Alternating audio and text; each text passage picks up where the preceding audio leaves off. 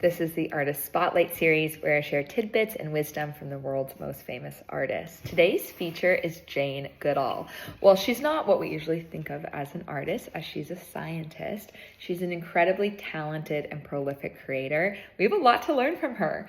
So this one's going to be a little bit longer than usual because Dr. Goodall has a lot to teach us.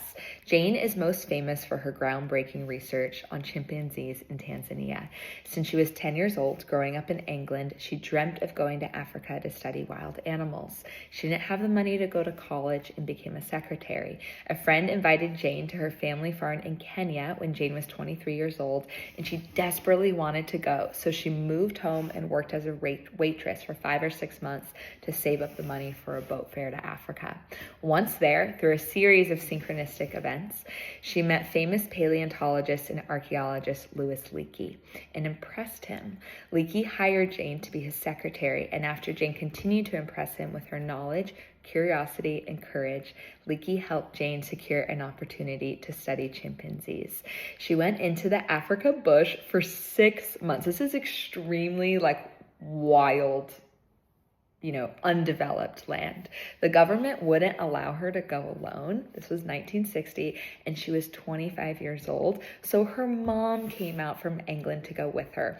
They had a very, very small budget, and so they camped in an old army tent. She had secondhand binoculars to do her research, and they navigated daily snakes and aggressive baboons.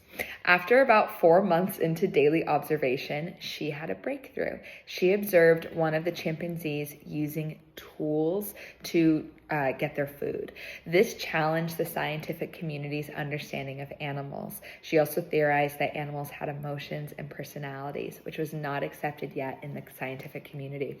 Her observations helped to change our global understanding of the emotional and intellectual capacity of animals, especially primates. Based on this research, she was photographed for National Geographic, which cemented an entirely new life trajectory for her. She then went on to get her PhD from Cambridge. Remember, she did all of this with all this research with no college education. She leapfrogged directly into her PhD, which was very unusual then, still very unusual now.